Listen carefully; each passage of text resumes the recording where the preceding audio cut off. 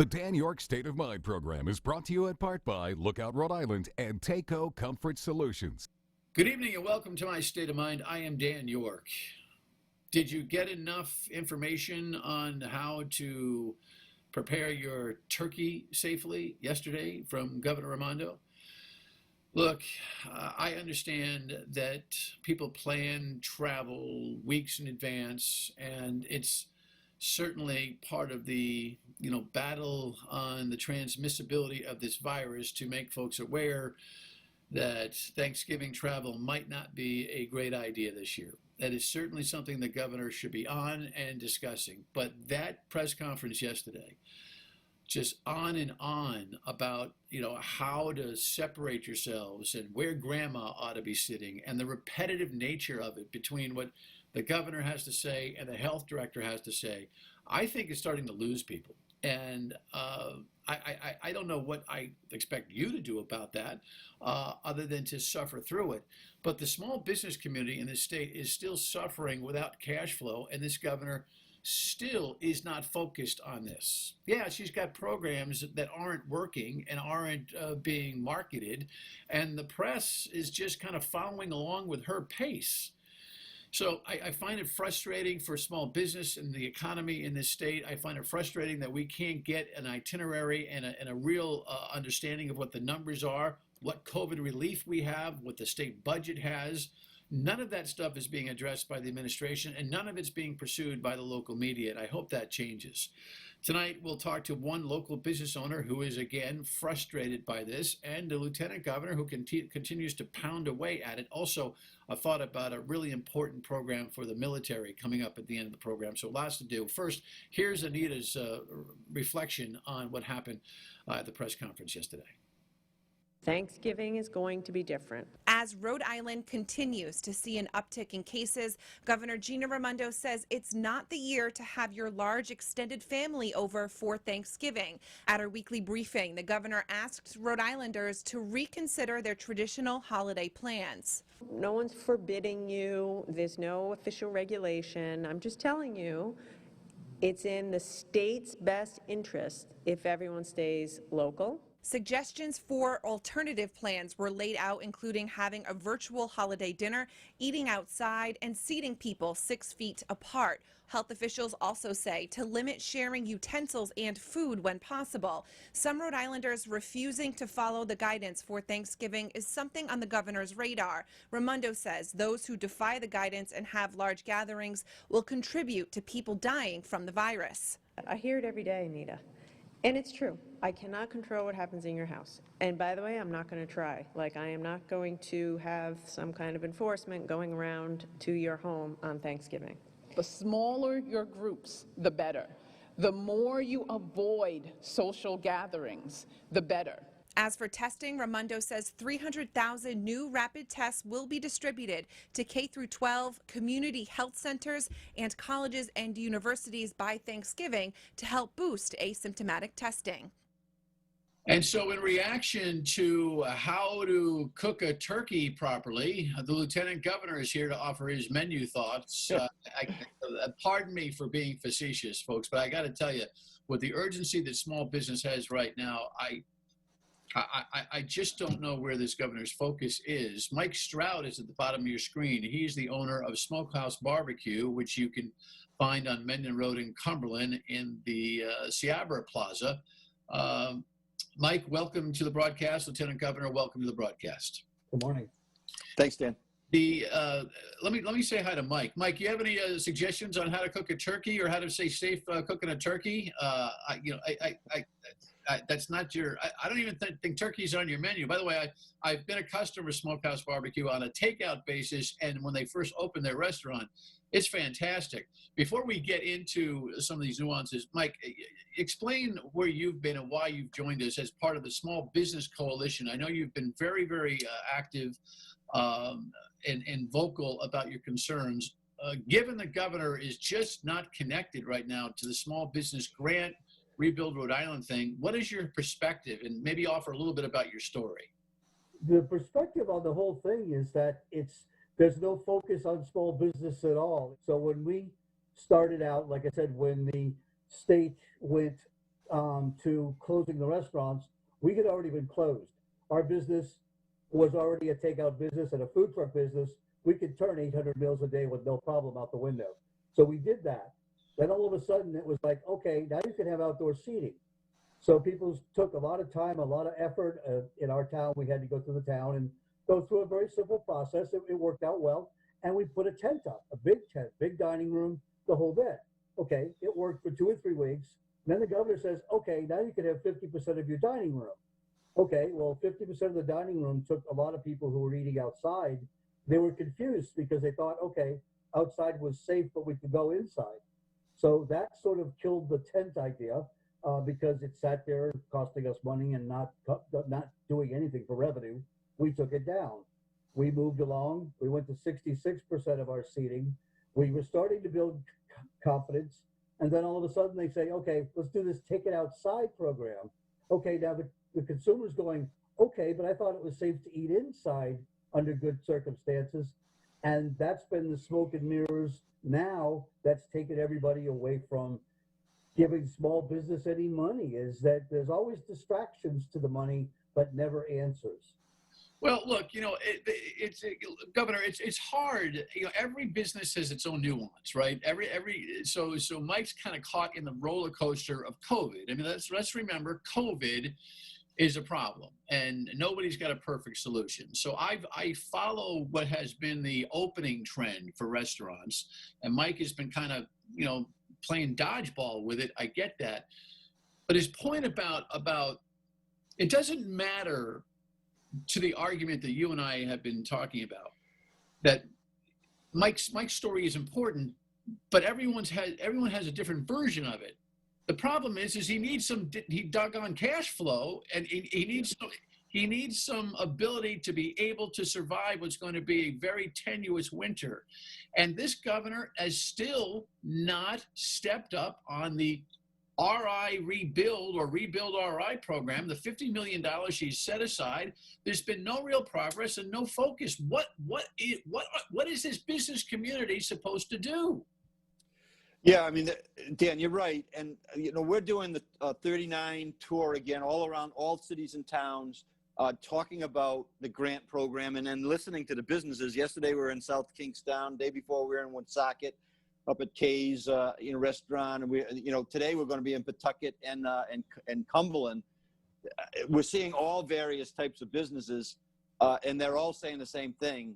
They're saying that we need cash, we need flexibility. We need flexibility in the way we run our business, and we need some cash. And the shame of it all right now is that it's been a drip, drip, drip on the grant money that was set aside, the federal money to help these small businesses.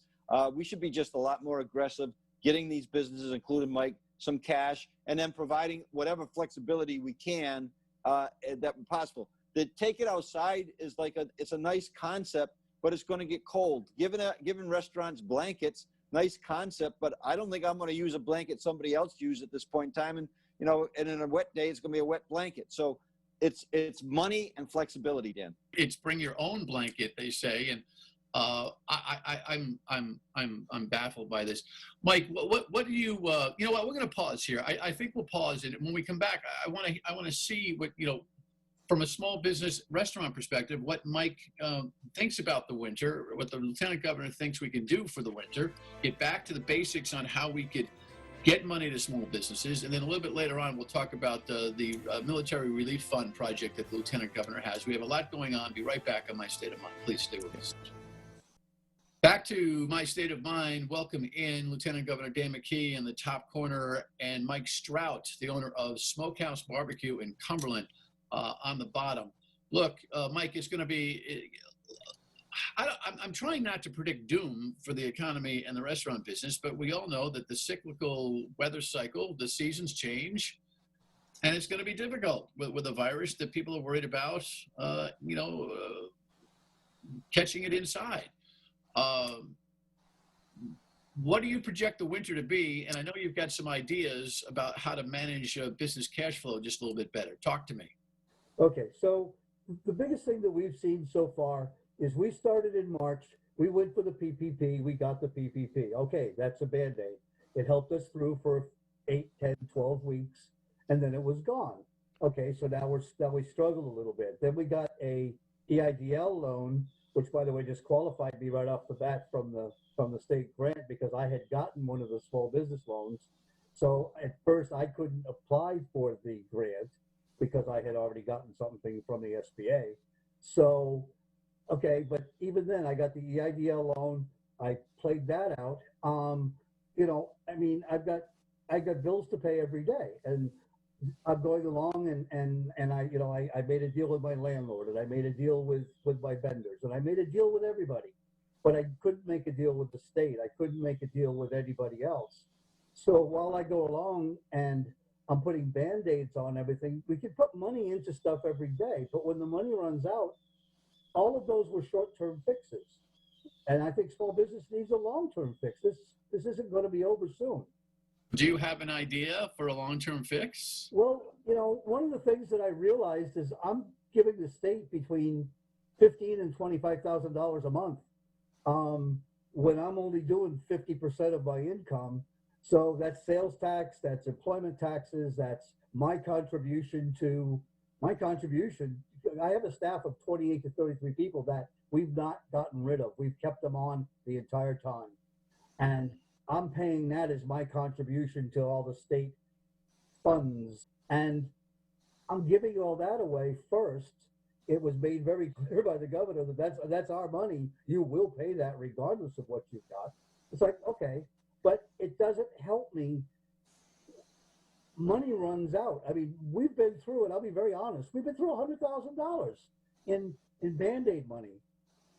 I get that. So are you asking for sales tax relief? What are you asking for? I'm asking for the state to look at it and say, look, you know, not for anything. I mean, that 7% would be, I'd love to have 7% back in my coffers every month. The 1% for the towns, no, I'd rather the towns get that. They need it.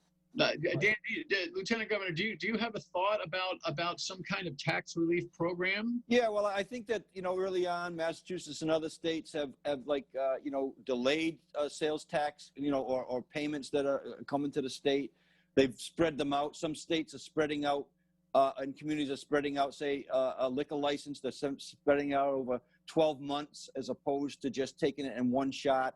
So there's ways that, you know, it's a little bit, but every little bit helps. So I think that thinking about those things is really good.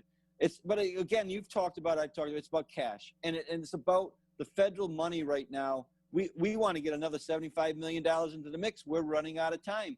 That we've confirmed now the deadlines so much that the grants that we're in the third version of this grant strategy, and people who have already got money, they can go back for another round. We're in business in South Kingstown. Two of the businesses already have applied, had received $20,000 across three businesses, and they're going to be able to get another $20,000. It's about getting the cash, but it's also about, you know, upping from the 50 million that's in, so that these, you know, so Mike and others can get more cash. That's really the bottom line. And anything that local communities can do to slow down the payment of these businesses, or the state can, to kind of spread it out as we kind of work our way through it, makes sense too. Mike, have you received any grant money at all from the Rebuild RI, $50 million? No, the first two phases I wasn't allowed to apply because I had gotten the EIDL loan. I still don't even know if I can apply now. I got to fight it again. Yeah, see, this is the problem, Dan. That restrictions on. She's got $50 million she set aside. She's only allocated 20% of it. Guys like this are just looking for a tax break or a cash flow of some kind. He can't qualify for this or that. There's more restrictions than Carter's got pills, and they're into the third about turkeys. On Thanksgiving. I go to my brother-in-law John, who was a former chef for the turkey preparation. But Dan, you're right. We're into the third version of that grant program. Yes, Mike, you do qualify right now, and we need to get your application in, and we'll help you do that. But and now you can go up to 50 employees.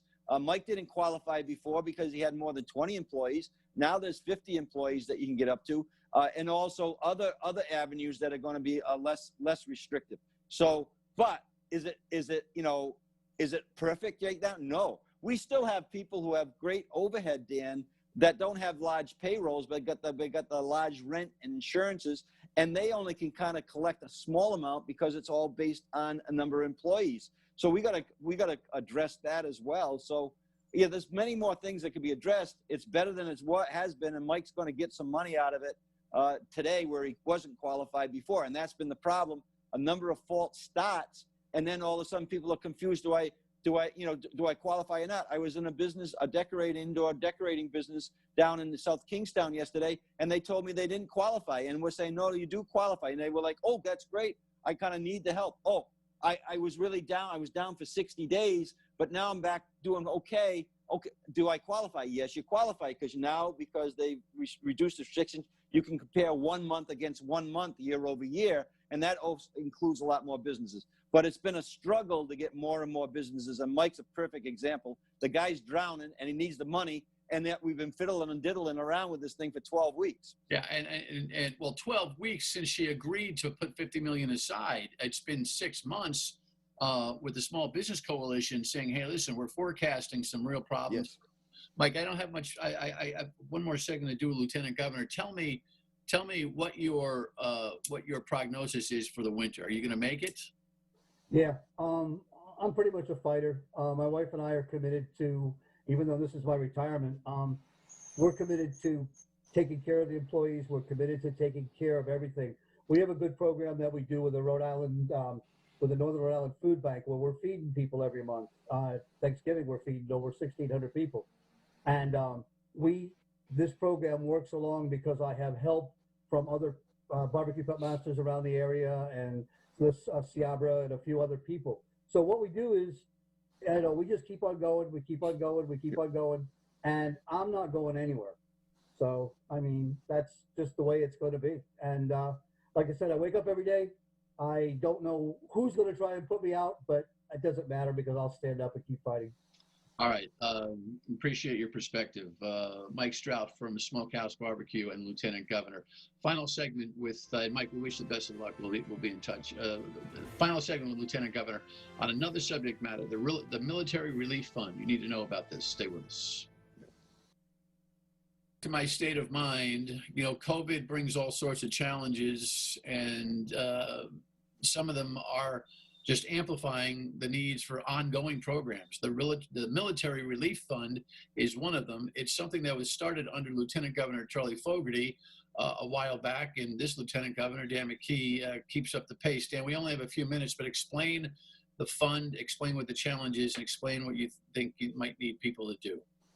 Yeah, so normally at this time of the year, and which Thanksgiving and the holidays, we do an Operation Holiday Cheer. And so what we do is we accumulate 300 or more volunteers to deliver care packages to men and women who are serving our country from Rhode Island that are outside the state of Rhode Island during the holiday season. The COVID, we're not going to put 300, 400 people together. We're going to work with the Blue Star moms to get a small amount of packages out to those military people. But when they leave the state, when military duty leaves the state, they also leave their jobs. Many of them are volunteers, basically with the National Guard. When they get deployed or dispatched, they lose their, the revenue that they make from their normal job.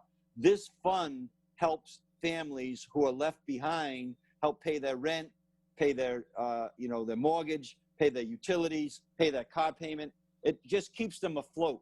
So this Military Relief Fund, the Rhode Island Military Relief Fund, we've decided to kind of double down on this one this year. We had a press event yesterday. We're going to raise at least $50,000. Last year, $63,000 was distributed to help families who are, of men and women who are serving, and while they're here and trying to keep their households afloat. And boy, it's complicated even more with the COVID and the economic conditions that we're under right now, Dan. Yeah. Okay. So the folks can just send money to this fund, simply that. I know you have a couple of sponsors already kind of seeding this, correct? Yeah, we started with Dave's Marketplace, R&R Machine. Yesterday, we got another donation from the Rhode Island Manufacturers Association through Dave Shenovit, who's the executive director, who was at the press conference yesterday. But this is the first time that we're actually going to do a virtual campaign so people can go online and make a donation individually or as a business. It's a tax-deductible donation as well. but you'll put it up. But they can go to our office or ltgov.ri.gov/MFRF, which is for the Military Family Relief Fund. They can make a donation there. They also can call our office, and we can help them, walk them through it, 222-2371. And I think that we're going to get an overwhelming response because, the military, especially during COVID, our National Guard, we've activated 500 National Guard members, have been activated, and many have left higher paying jobs to serve our state right now in the COVID. So we're asking people, especially getting the holiday spirit, entirely, the grants are entirely donations.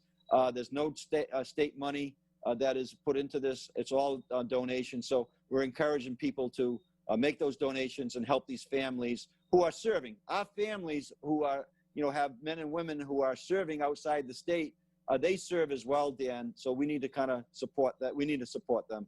All right, and that makes perfect sense. So we'll encourage folks to contribute to the Military Relief Fund, and also we'll just keep banging away on chipping away and trying to get small business some money in this state. It's not something that we can stop talking about. That is for sure. All right, Lieutenant Governor, appreciate it. Final word, and we come back. Stay with Thanks, Dan. Listen, it doesn't take much. Try to stay home for Thanksgiving and plan accordingly, and stay safe. As far as business is concerned, get the money out. Please get the money out. Have a great night. Don't forget to tune in weekdays 3 to 6 on WPRO and back here for My State of Mind. Good night.